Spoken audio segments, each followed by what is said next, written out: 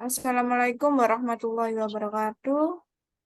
Baik, dalam kesempatan kali ini kami akan membahas mengenai penerapan GUI Java pada aplikasi manajemen barang gudang dengan dosen pengampu Bapak Bonda Sisep Saputra Eskom Mkom dari kelompok 1 Sistem Informasi kelas 2022A.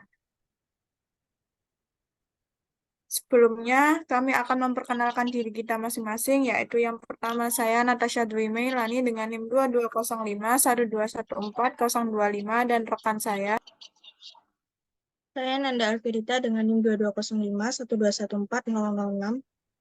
Saya Muhammad Denu Erlangga dengan NIM 2205 1214008. Saya Rulita Devi Alfiani dengan NIM 2205 1214022. Dan saya Irza Nona Ramadan dengan NIM 2205 1211403. Baik, dalam kesempatan ini kami akan membahas 8 topik pembahasan. Yang pertama, latar belakang. Yang kedua, manfaat dan tujuan. Yang ketiga, definisi Java. Yang keempat, definisi IntelliJ IDEA. Yang kelima, antarmuka IntelliJ IDEA. Yang keenam, GUI atau Graphical User Interface. Yang ketujuh, implementasi dan hasil. Yang terakhir adalah kesimpulan. Yang pertama ada latar belakang. Aplikasi manajemen inventaris gudang yang dikembangkan menggunakan Java dan IntelliJ IDEA merupakan solusi modern untuk manajemen inventaris gudang. Dengan metodologi pemrograman berorientasi objek atau OOP yang digunakan dalam proses pengembangannya, aplikasi ini dirancang untuk memberikan manfaat dalam hal efisiensi, keandalan, dan kemudahan pengguna, sehingga aplikasi ini dapat dikembangkan lebih cepat dan stabilitas tinggi dengan perpaduan OOP, Java, GUI responsif, dan IntelliJ sebagai ID. Aplikasi pengolahan barang gudang ini menjadi solusi terbaik untuk mengoptimalkan proses pengelolaan barang gudang. Adapun manfaat dan tujuan. Yang pertama ada manfaat. Manfaat dari aplikasi ini sangat signifikan dengan kemampuannya untuk menghemat waktu, mengurangi kesalahan manusia, dan meningkatkan produktivitas dalam pengelolaan stok barang gudang. Tujuannya yaitu manajemen barang gudang menggunakan Object Oriented Programming atau OOP dalam bahasa pemrograman Java dengan bantuan ID IntelliJ adalah untuk menciptakan sebuah sistem yang efisien, andal, dan mudah digunakan dalam pengelolaan stok barang di sebuah gudang. Untuk selanjutnya akan dijelaskan rekan saya. Selanjutnya yaitu definisi Java. Definisi bahasa Java menurut Sun Microsystem adalah nama sekumpulan teknologi untuk membuat dan menjalankan perangkat lunak pada komputer standalone ataupun pada lingkungan jaringan.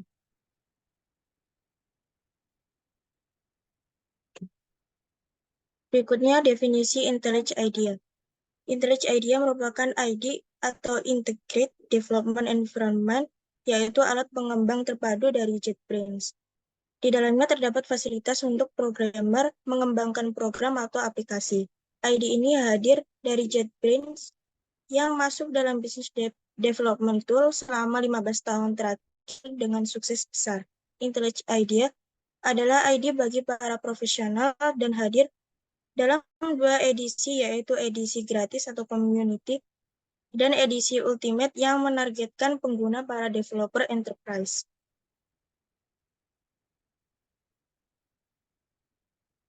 Kemudian fitur-fitur IntelliJ IDEA. Yang pertama, Intelligent Code Editor. IntelliJ IDEA memiliki editor yang mendukung kode completion, sebuah fitur yang dapat membantu kita untuk menuliskan kode dengan cepat. Yang kedua, build tools, perangkat lunak yang akan kita gunakan untuk membantu mengotomatisasi proses seperti pemaketan dari proyek yang akan kita kembangkan, menjalankan tes, dan pengembangan tingkat lanjut. Yang ketiga, decompiler. IntelliJ IDEA memiliki sebuah decompiler yang hadir secara default untuk Java class dan cukup berguna untuk kita melihat apa yang ada di dalam sebuah library tanpa harus memiliki kode sumbernya. Yang keempat, shortcut. Untuk menunjang produktivitas dalam menggunakannya, IntelliJ IDEA menyediakan shortcut yang berhubungan dengan editing, navigasi, refactoring, dan aktivitas lain yang ada di dalam IntelliJ IDEA. Yang kelima, terminal. IntelliJ IDEA dilengkapi dengan terminal bawaan yang berbasis platform yang kita gunakan seperti command prompt for PowerShell atau Bash. Dan yang terakhir, version control. IntelliJ IDEA menyediakan sebuah antarmuka terpadu untuk version control system, termasuk Git, SVN, Mercurial, CVS, Perforce, dan DFS. Lalu selanjutnya antarmuka IntelliJ IDEA. Ini adalah antarmuka IntelliJ IDEA. Selanjutnya, welcome screen di atas memiliki beberapa pilihan menu yang dapat kita akses di antaranya. Yang pertama ada Create New Project. Ini adalah untuk membuat sebuah project baru. Yang kedua ada Import Project, berfungsi untuk mengimport project yang sebelumnya dikerjakan dengan ide lain misalnya Eclipse. Lalu selanjutnya ada Open, ini untuk membuka project yang sebelumnya pernah dikerjakan atau hasil unduhan dari internet. Selanjutnya ada Check Out from Version Control, ini berguna untuk membuka project yang berasal dari layanan version control seperti Git, Mercurial, dan Subversion. Lalu selanjutnya ada Configure, untuk melakukan konfigurasi IntelliJ IDEA dan struktur default project.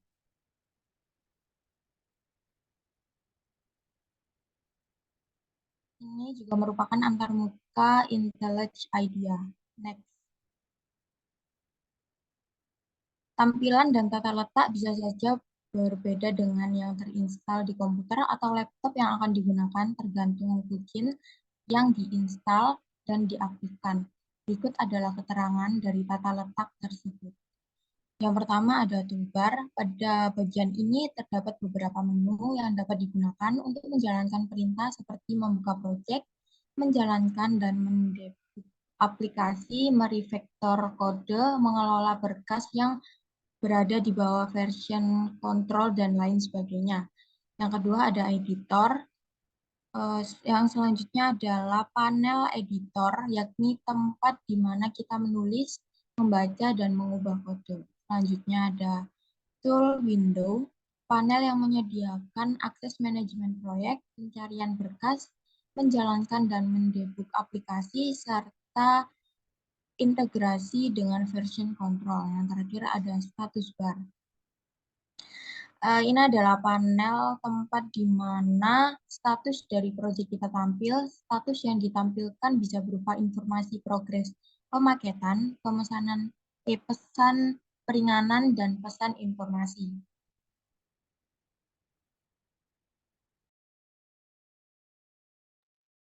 Lalu selanjutnya kita akan beralih ke grafik user interface atau GUI, yang dimana dalam Java IntelliJ IDEA, GUI ini merupakan bagian untuk menambah atau membuat antarmuka pengguna dengan menggunakan aplikasi atau pemrograman Java.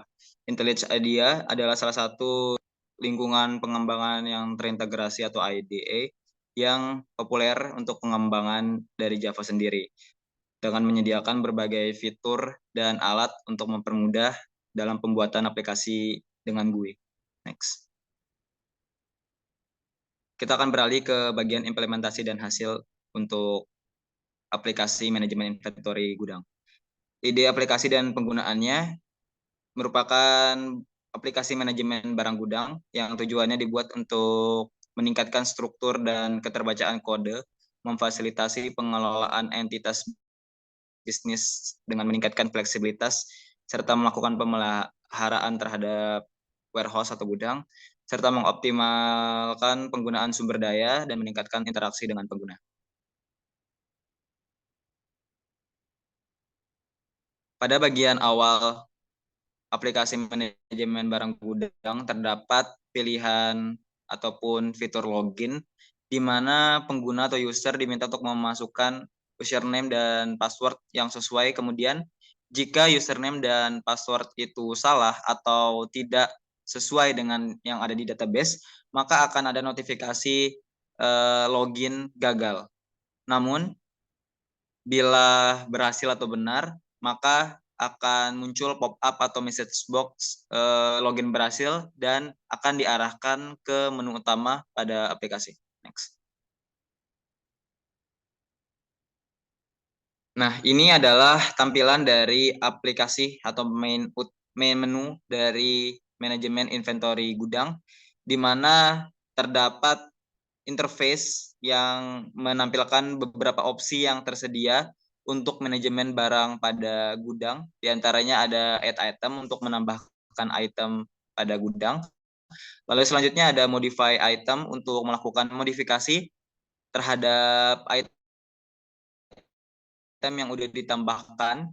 Lalu ada lihat inventory yang ada pada gudang. Lalu untuk mendelete item yang sebelumnya sudah ditambahkan pada database di dalam aplikasi manajemen barang gudang.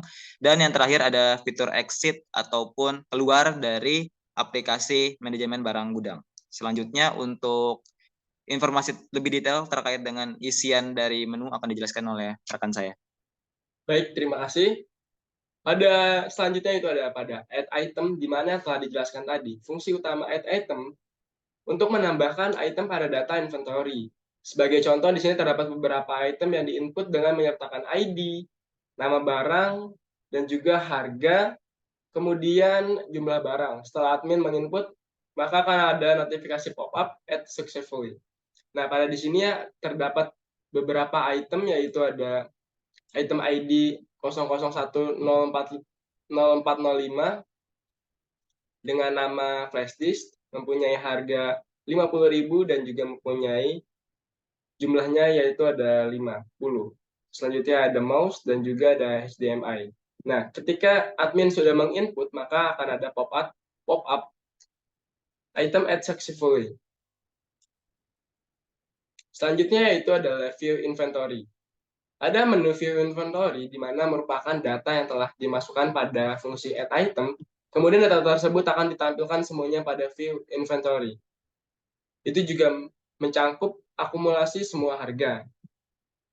Bisa dilihat di sini ada 3 item yang telah dimasukkan sebelumnya, yaitu ada flash disk, mouse, dan juga HDMI, di mana akan ada akumulasi harga, total value of inventory.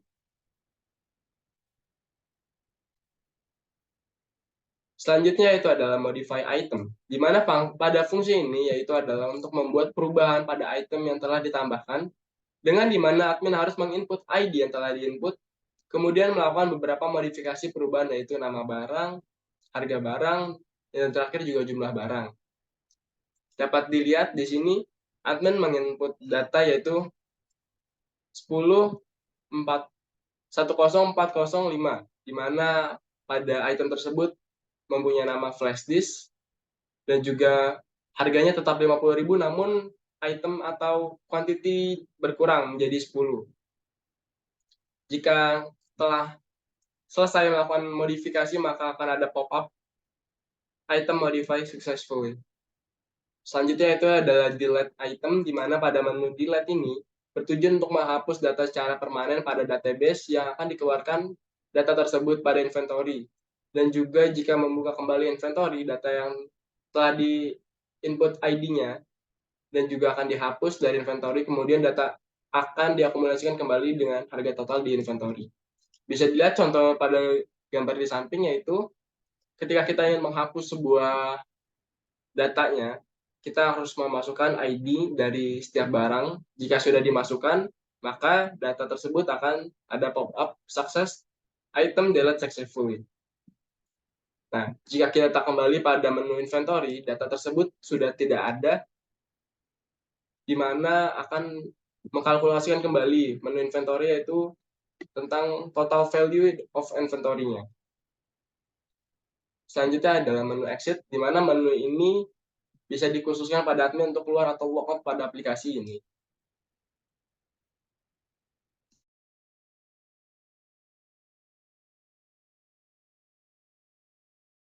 Baik, pada kesimpulannya yaitu adalah penerapan Object-oriented programming dalam pengembangan aplikasi manajemen barang dan gudang menggunakan beberapa pemrograman Java dengan bantuan IntelliJ IDEA telah menghasilkan hasil yang sangat inovatif melalui pendekatan. Kami berhasil menciptakan aplikasi yang mampu memberikan solusi yang efisien dalam pengelolaan stok barang di gudang dengan mendukung GUI yang intuitif. Pengguna dapat dengan mudah berinteraksi dengan sistem, sementara pendekatan OOP membantu menciptakan kode yang lebih mudah dipelihara dan juga diperbarui. Hasilnya adalah efisiensi operasional yang sangat signifikan, pengurangan kesalahan pada manusia, dan juga peningkatan produktivitas aplikasi ini. Membuktikan nilai tambahnya dalam meningkatkan kepuasan pelanggan dan juga mengoptimalkan proses bisnis yang terkait dengan manajemen persediaan. Dengan demikian, penerapan OOP dalam Java dan juga dengan IntelliJ IDEA menjadi landasan yang sangat kuat untuk menciptakan aplikasi yang efisien dan andal untuk kebutuhan pengelolaan barang dan gudang yang modern. Terima kasih telah menyimak presentasi dari kelompok 1. Saya selaku moderator ingin meminta maaf apabila ada kesalahan kata dan juga ejaan. Terima kasih dan juga Assalamualaikum warahmatullahi wabarakatuh.